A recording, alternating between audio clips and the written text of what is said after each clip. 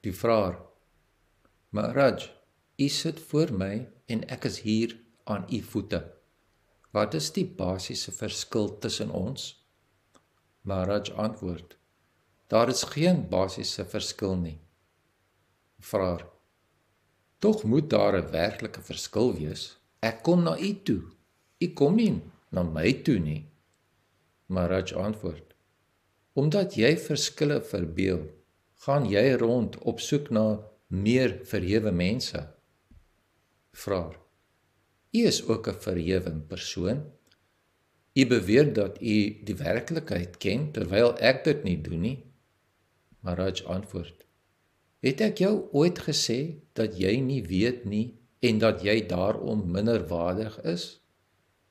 Laat diegene wat sulke onderskeidings uitgedink het, dit bewys. Ek beweer nie dat ek iets weet wat jy nie weet nie. Trouwens, ek weet veel minder as jy.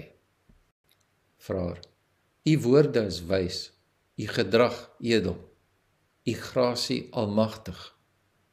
Maharaj antwoord: ek weet niks daarvan nie, sien geen verskil tussen jou en my nie. My lewe is 'n opeenvolging van gebeure, net soos joune.